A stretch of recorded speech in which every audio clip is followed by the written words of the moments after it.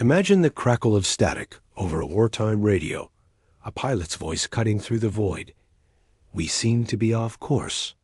I don't know where we are. The date is December 5th, 1945.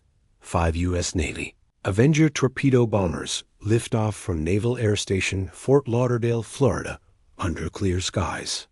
Led by Lieutenant Charles Taylor, an experienced instructor with over 2,500 flight hours. This is Flight 19, a routine training mission over the Atlantic. The planes form up in tight formation, engines roaring against the wind, heading east toward the open sea. It's meant to be simple. Bomb a practice target, navigate a triangular route, and return home by evening. But as they push further out, something shifts in the air, a subtle unease that no one can quite place. The ocean below stretches endlessly, a vast blue canvas unbroken by land. Taylor's voice comes over the radio again, calm at first. My compass is acting up ... It's spinning. Compasses, reliable instruments that have guided aviators for decades, suddenly fail across the squadron. One pilot reports his gyro compass tumbling erratically, as if an invisible force is pulling at the needles. The men exchange confused transmissions, their voices echoing in the cockpits amid the hum of propellers. They're trained for this, or so they think, emergency procedures drilled into them. But as minutes tick by, the horizon blurs, and the sun's position seems ... wrong. Taylor assumes they've veered into the Gulf of Mexico, mistaking the scattered Bahama Islands for the Florida Keys. We must have got lost after that last turn, he says, his tone steady but laced with doubt. The squadron circles, burning precious fuel, searching for any landmark in the growing haze. What could cause such disorientation in seasoned pilots on a clear day?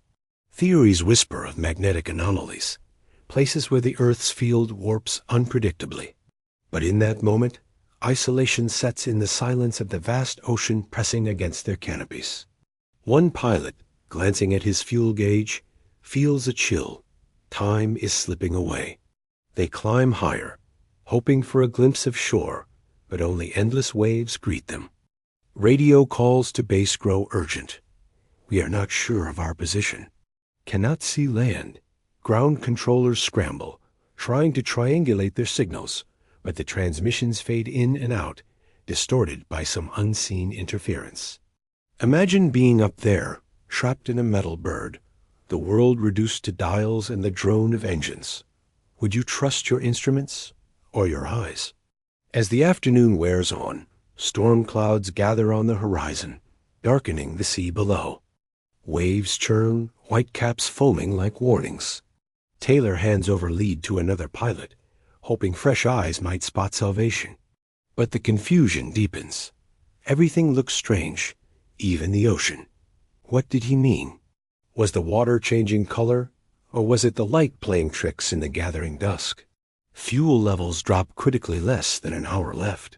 The men discuss ditching together, racing for impact on the swells. Their last coherent message: we are entering Whitewater ... We are completely lost. Then silence. No wreckage, no bodies, no trace. 5 planes, 14 men, vanished into thin air. But the mystery doesn't end there. That same evening, a massive search begins. Over 300 planes and ships comb the area, covering hundreds of thousands of square miles. Amid the operation, a Martin Mariner flying boat sent to aid the hunt explodes midair, claiming 13 more lives. Witnesses report a fireball lighting the night sky, but again, minimal debris. Was it a coincidence, or something more sinister tying these events? The Bermuda Triangle, that infamous stretch of ocean between Florida, Bermuda, and Puerto Rico, claims its first major post-war enigma.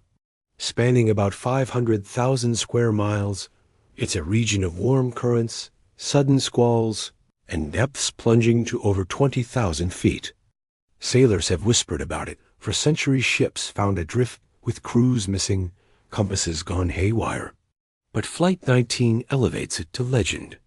Investigators pore over transcripts, piecing together the final hours. Taylor, they note, was recovering from a hangover, perhaps clouding his judgment. Or was it the aircraft themselves, Avengers known for fuel leaks and electrical issues? Yet these explanations feel thin against the backdrop of total disappearance. No oil slicks, no life vests floating in the currents. It's as if the sea swallowed them whole, leaving no echo. Divers and explorers have scoured the ocean floor for decades, turning up wrecks from other eras, but nothing from Flight 19. One theory points to human error, disorientation in featureless seas, leading to fuel exhaustion and a crash far off course. But why no debris? The Atlantic is vast, but searches were thorough. Another suggests rogue waves towering walls of water that could smash planes in an instant. Picture it, a sudden swell rising from nowhere, engulfing the formation in foam and fury. Yet no distress call mentions such a thing. Then there are the wilder ideas, magnetic vortices pulling at navigation, or even underwater anomalies distorting reality. Scientists dismiss them, citing natural explanations like methane gas eruptions from the seabed, creating bubbles that sink ships and disrupt aircraft. But for planes? It stretches belief. As night falls in our story, the families wait, wives pacing living rooms, children asking when daddy will return. Telegrams arrive, missing, presumed lost. The press descends, headlines screaming of the lost patrol. It sparks a frenzy, books, articles, theories piling up. But beneath the sensationalism lies a creeping dread. If trained military men can vanish without trace, what hope for anyone venturing there? Listen closely to the radio logs. There's a haunting quality to their words, like echoes from a void. One pilot's final transmission. It looks like we are ... double quotes incomplete, cut off, leaving us in suspense. Years later, in 1986, wreckage is spotted off Florida's coast, Avenger parts that some claim match Flight 19. But serial numbers don't align.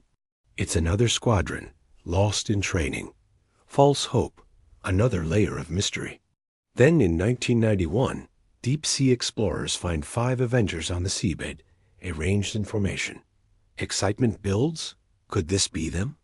But again, checks reveal they're from different incidents, dumped as scrap. The real Flight 19 remains elusive, a ghost in the depths. What if they're not at the bottom at all? Some speculate time warps, portals to other dimensions ideas, born from science fiction, yet fueled by the inexplicable. Others point to government cover-ups, secret tests in the area during the war's end. But evidence? Scant, shrouded in classification. As we delve deeper, the questions multiply. Was Flight 19 the victim of a perfect storm, weather, error, and misfortune aligning fatally? Or does the triangle hold secrets we can't yet fathom? Imagine yourself in Taylor's seat, the compass needle dancing madly, the sea indifferent below. Would you turn back or press on into the unknown? The silence after their last call lingers, a void begging to be filled. But this is just the beginning. What if Flight 19 wasn't an isolated incident, but the first thread in a tapestry of vanishings that defies explanation? And that thread pulls us back further in time, to one of the earliest and most haunting vanishings inside the triangle's silent boundaries. March 4th, 1918, the colossal U.S. Navy collier USS Cyclops steams out of Barbados, bound for Baltimore with 10,600 tons of manganese ore in her holds and 306 souls on board. She is a behemoth, 542 feet long, one of the largest ships in the Navy fleet, her black hull cutting through calm Caribbean waters under a clear sky. No storms are forecast.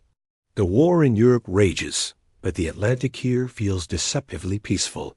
Captain George W. Worley, a seasoned mariner with a reputation for eccentricity, stands on the bridge, scanning the horizon.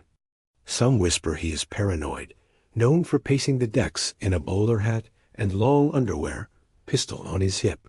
One of his officers, Lieutenant Commander Johann Wichmann, is rumored to harbor deep resentment, German-born in a time of anti-German hysteria. Tensions simmer below decks, but nothing that should threaten a routine voyage. The Cyclops never sends a distress call. She never arrives. No wreckage, no lifeboats, no bodies, nothing ever surfaces. In a single silent moment, the largest non-combat loss in U.S. naval history simply ceases to exist. Picture the vast emptiness she sails into. Miles of unbroken ocean, the sun glinting off gentle swells, no land for hundreds of miles in any direction. The crew goes about daily routines, coaling duties finished, men relaxing in the warm air, perhaps unaware they are already inside the Triangle's grip. The last confirmed sighting comes from Barbados, the ship coaling and departing northward. After that, only silence. Navy investigators later combed through logs and interviews, searching for clues. One disturbing detail emerges. The Cyclops is overloaded, riding low in the water, her single damaged engine limiting speed. Manganese ore shifts dangerously in heavy seas, potentially destabilizing her. Yet the weather reports remain calm throughout her projected route.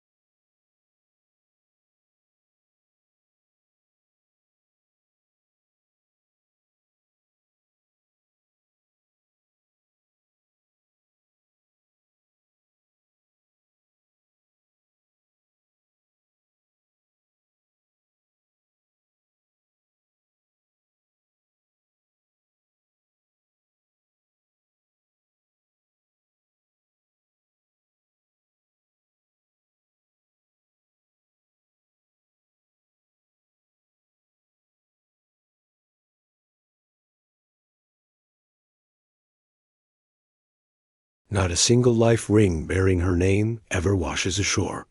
Compare this to other naval losses. Even in battle, fragments remain. Here, the Atlantic seems to have erased every trace. Some researchers point to the Triangle's notorious rogue waves, sudden monsters rising 100 feet without warning. One such wall could have rolled the overloaded Cyclops, sending her to the bottom in minutes.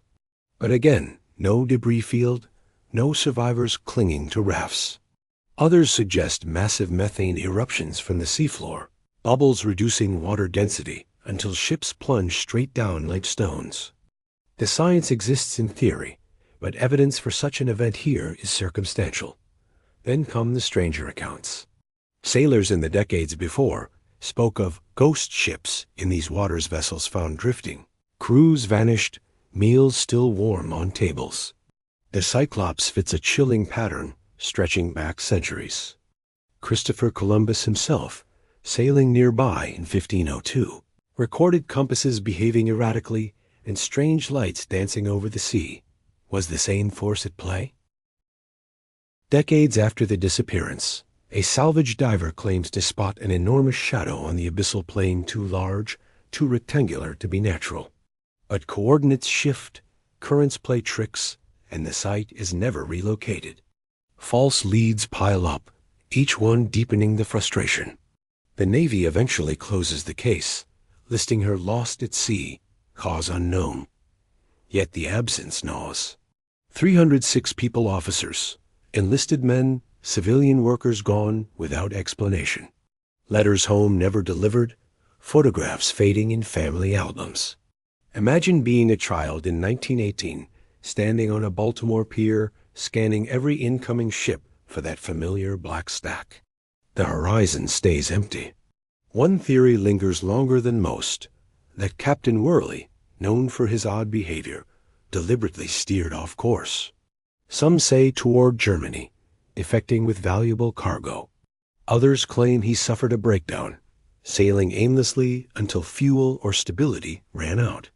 But no sightings, No intercepted radio chatter, nothing supports it. The enigma hardens. Insurance companies quietly note the triangle's unusual claim rate, but statistics are debated endlessly. Lloyd's of London reportedly refuses to charge higher premiums for the area, calling the risk no greater than elsewhere. Yet the stories persist, each disappearance feeding the next. Flight 19 follows decades later, echoing the same pattern. No distress, no trace, total erasure.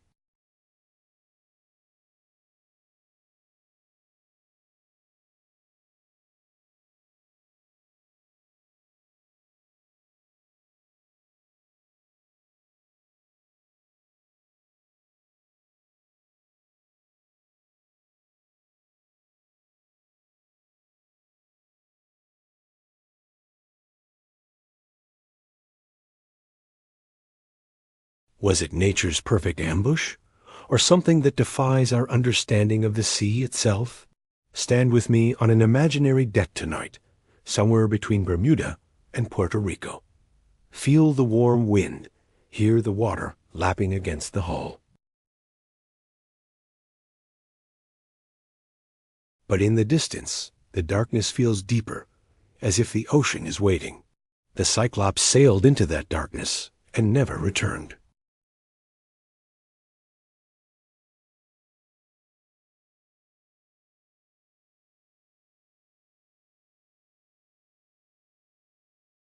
A pattern repeats: massive ships vanishing without debris, trained pilots lost in clear skies, and the question grows heavier. What if the Bermuda Triangle isn't just claiming vessels, but distorting something far more fundamental? Time itself. Whispers of time warps have circled these waters for decades, born from the sheer impossibility of so many clean disappearances.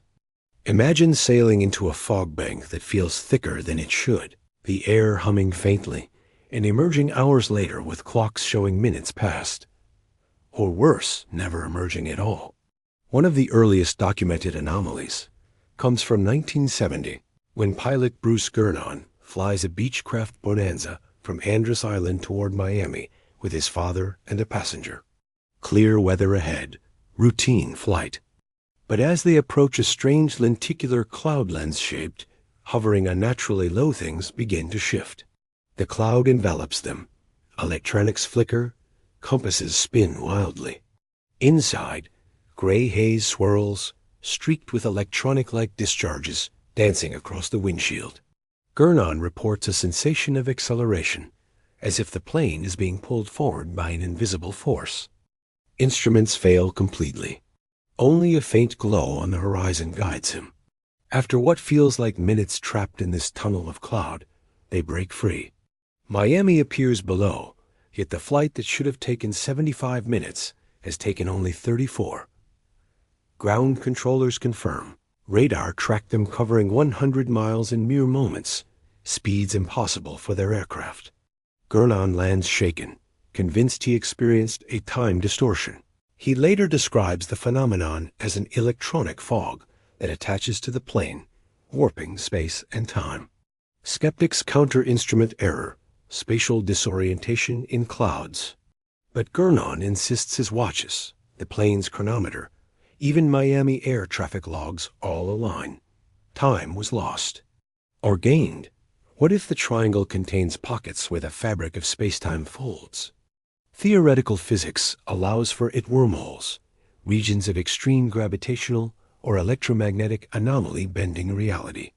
The area's intense magnetic variations, among the strongest on Earth, could theoretically create such conditions. Compass needles here don't just deviate. They sometimes point toward true north instead of magnetic, a rare inversion. Could amplified fields disrupt more than navigation? Another chilling account surfaces in 1965.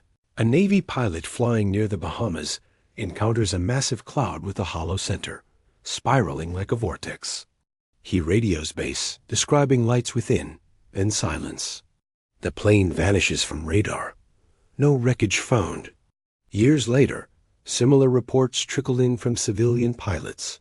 Sudden fogs that shouldn't exist, instruments freezing, brief sensations of weightlessness. One common thread. Survivors describe time slowing, voices echoing strangely, as if sound itself lags. Picture yourself in the cockpit gauges spinning, the ocean below vanishing into mist, your own heartbeat sounding distant. Would you throttle up and punch through, or turn back before the haze closes in?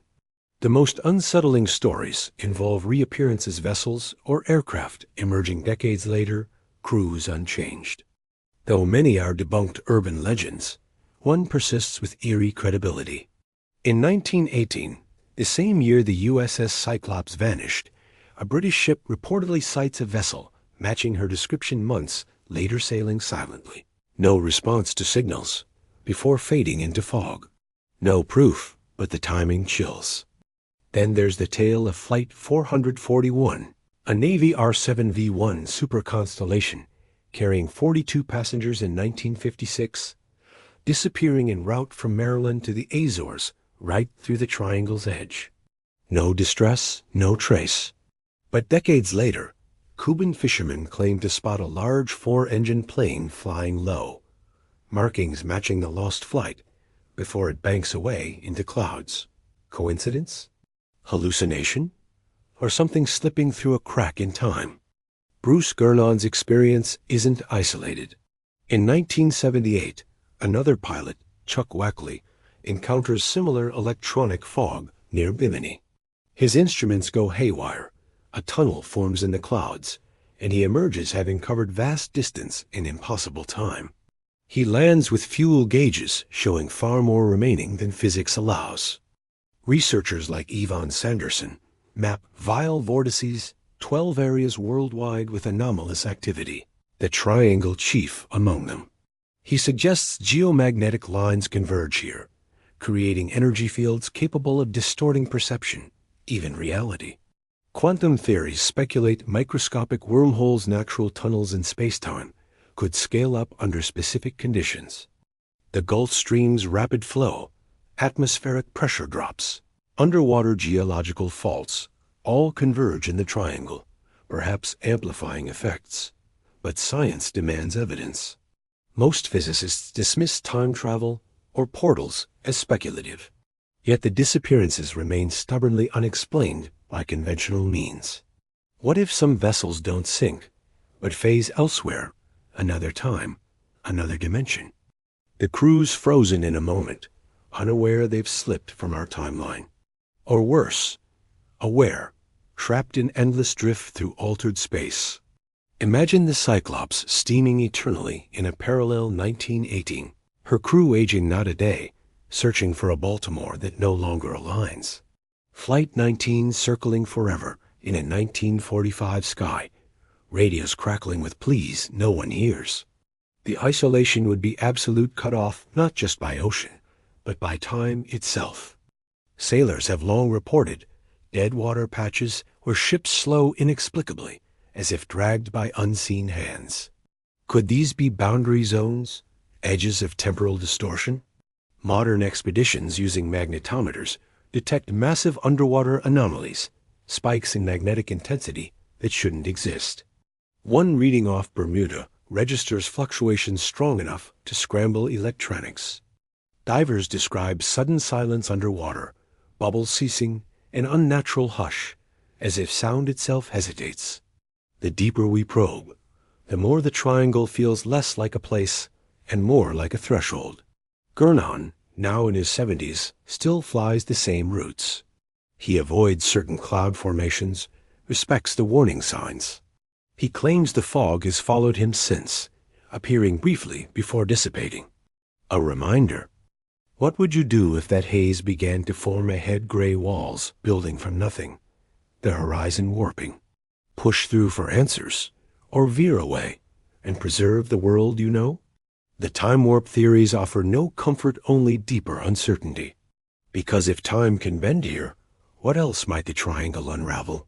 And the strangest part, some who vanish aren't gone forever. Because in the years that follow, certain objects and even people begin washing up in places they shouldn't, bearing marks of journeys that defy all logic. Those objects washing ashore or glimpsed in fleeting sonar scans pull our gaze downward, into the abyssal depths where light fades and pressure crushes. Beneath the triangle's restless surface lie formations that have fueled some of the wildest speculations. Ancient pyramids, remnants of a lost civilization, powering the anomalies above. The story begins in 1968, off the shallow banks of North Bimini in the Bahamas. Divers surface with tailies of massive rectangular stones, aligned in a perfect half-mile line, submerged just 15 feet below the turquoise waves. They call it the Bimini Road, a paved pathway of limestone blocks, some weighing tons, edged with precision that defies the chaos of the sea. Photographs spread quickly, blocks fitted like puzzle pieces, curving gently in a J shape as if leading to some forgotten harbor. The timing feels uncanny. Years earlier, psychic Edgar Cayce had prophesied that evidence of Atlantis would rise near Bimini in the late 1960s. Believers seize on it. This is no coincidence. It's the road to the lost continent, sunk beneath these waters 12,000 years ago. Imagine descending there today, the water warm and clear, sunlight piercing down to illuminate the grid of stones. Coral encrusts the edges, fish weave through cracks, but the alignment remains eerily straight, almost engineered.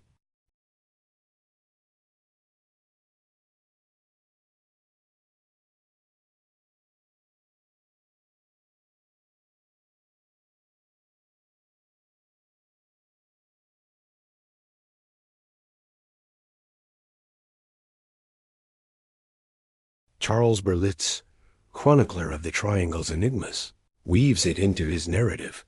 Atlantis's advanced crystals still humming below, warping compasses and pulling vessels through time.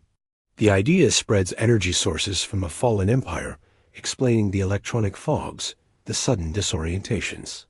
Divers report strange sensations here. Bubbles rising unnaturally, a faint vibration in the water, instruments flickering briefly. One explorer in the 1970s claims to find propylaear-like entrances, leading to chambers sealed by millennia. Books and documentaries multiply, portraying the road as a dock for Atlantean ships, its stones quarried and placed with forgotten technology. But as expeditions mount, cracks appear in the myth. Geologists descend with cores and samples, mapping every fracture.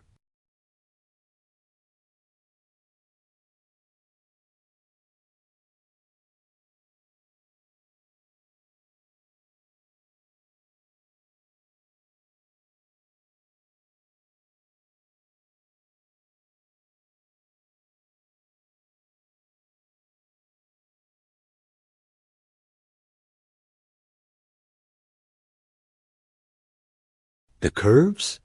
Natural jointing patterns, common in such formations worldwide.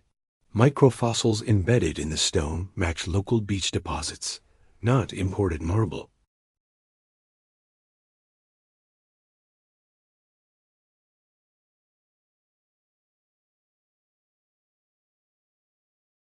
Yet the allure persists. Sonar blips nearby tease more structures mounds shaped like animals, rectangular anomalies that dissolve under closer scrutiny. In the 1980s, side-scan reveals what some call a colossal pyramid further out, towering in deeper water.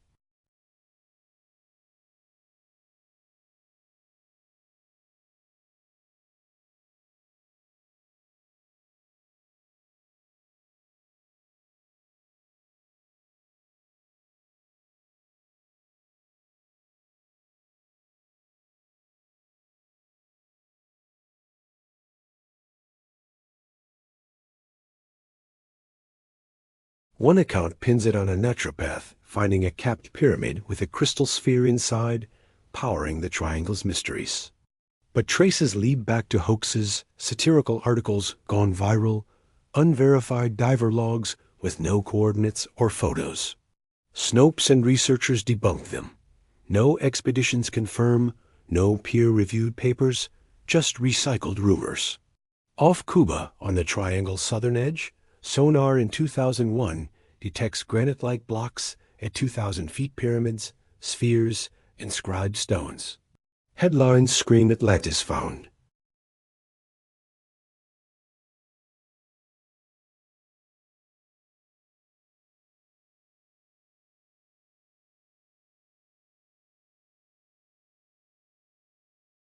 No dives yield man-made proof. The site remains unverified, access restricted.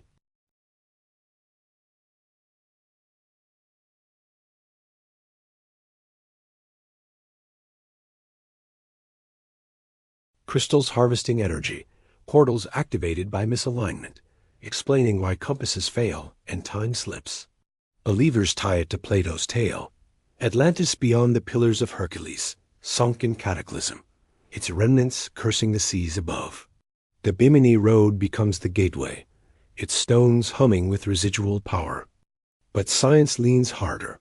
The triangle's floor is a graveyard of natural wonders. Methane seeps, deep trenches, fractured limestone from shifting plates. Formations mimic roads and walls because geology favors straight lines in brittle rock. Erosion carves edges sharp enough to fool the eye. Currents sweep debris away, hiding any true ruins forever. Yet anomalies persist. Modern multi-beam sonar maps vast areas, turning up shipwrecks galore, but no cities. One 2023 survey off Bermuda reveals a thick crustal layer, volcanic roots buoying the island, explaining stability, not mystery. No pyramids there. Divers still visit Bimini, gliding over the stones in silence, broken only by regulators' hiss. The water feels heavier somehow, the blocks looming like silent sentinels. Is it imagination, or something older watching back? The myths endure, because the sea guards its depths jealously. Visibility drops. Currents shift. Funding dries up before full exploration. What if a real structure lies just beyond the next ridge, waiting for deeper submersibles? Or what if the greatest deception is the human need to see pattern in chaos? Stand on a boat above the road at dusk, the sea flat, stars emerging, the horizon infinite. The isolation presses in. These underwater myths don't just explain vanishings. They promise something profound lost beneath us. But as we chase shadows on the seafloor, a colder truth emerges. The triangle's real power might lie not in ancient tech or crystals, but in forces far more primal and far less forgiving, waiting in the unseen currents below. Those primal currents hide more than geological secrets. They've long concealed pages of official paper, stamped classified, that some believe hold the triangle's true explanation. Declassified U.S. Navy reports, Coast Guard logs, and insurance investigations paint a picture far less sensational than the myths, yet no less unsettling in their consistency. The documents begin accumulating in the early 1950s, when journalist Edward Van Winkle Jones publishes the first article naming the Bermuda Triangle, citing a pattern of losses the military quietly tracks. Navy files from that era list dozens of incidents, each marked with the same frustrating notation: cause undetermined, no debris recovered. One thick folder centers on Flight 19. The official board of inquiry concludes human error, compounded by compass malfunction and fuel exhaustion. But buried in appendices, investigators note unusual weather, a front moving faster than forecast, possible downbursts creating microscale chaos invisible from afar. The report admits the search area was vast. Current-strong debris could have dispersed hundreds of miles in days. Yet the tone is cautious, almost defensive, as if aware the public might demand more. Similar language echoes in the USS Cyclops file. A 1918 naval court finds the ship likely foundered due to overloaded cargo shifting in moderate seas, her one engine failing at the worst moment. German submarine activity is ruled out. No confirmed U-boat sightings match her route. But a classified memo, released decades later under FOIA, reveals the Navy briefly suspected espionage. Manganese ore vital for steel production. Worley's erratic behavior noted by multiple ports. The theory is dismissed for lack of evidence, yet the file remains heavily redacted. Why? Coast Guard records from the 1960s onward log hundreds of distress calls in the region, most resolved as routine mechanical failures or weather encounters. But a subset stands out: vessels reporting sudden electronic blackouts, compasses spinning, and silence. Many are found later, crews safe, attributing issues to lightning or instrument faults. Others never reappear.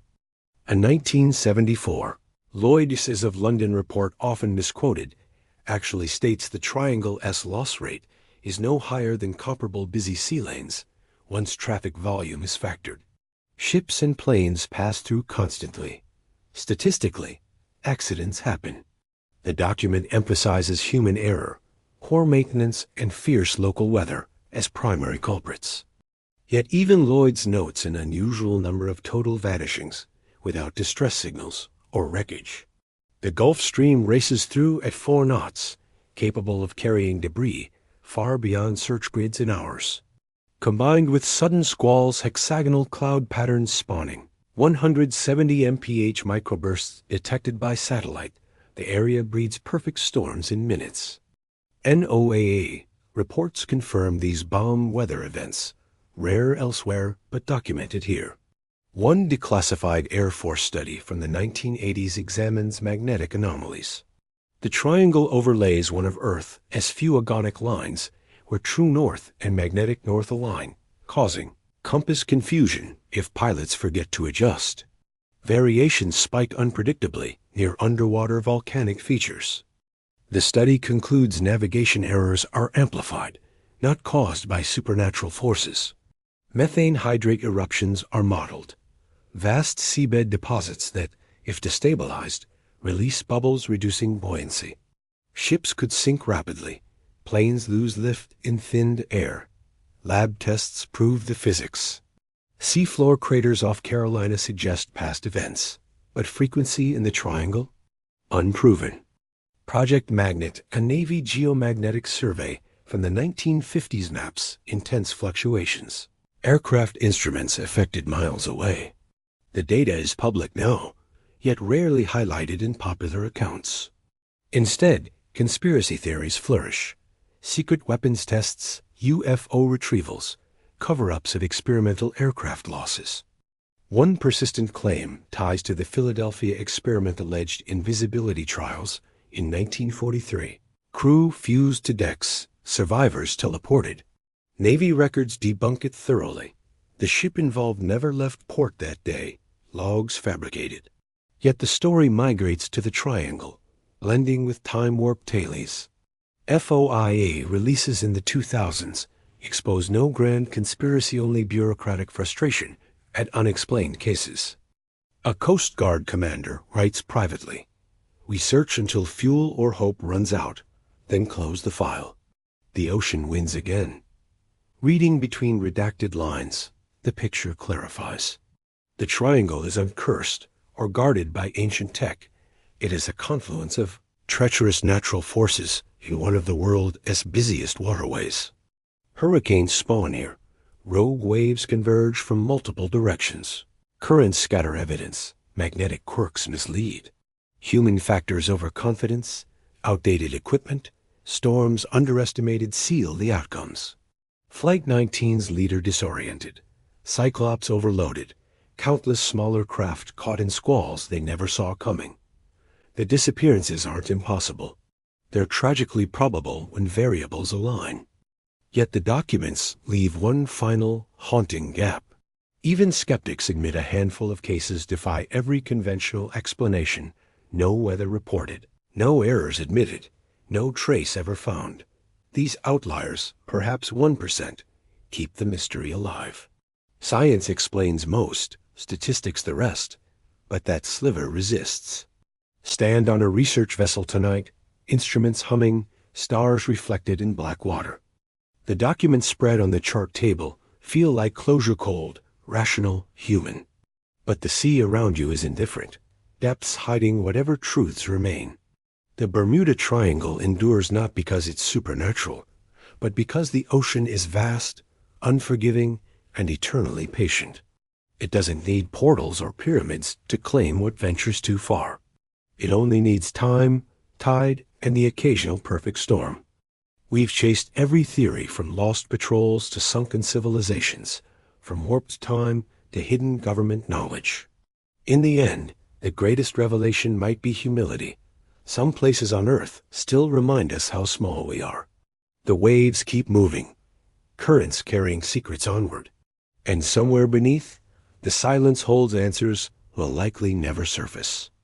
If this journey through the triangle's shadows has stayed with you, consider leaving a like or sharing your own thoughts below. What theory lingers most in your mind? Thanks for exploring the unknown with me.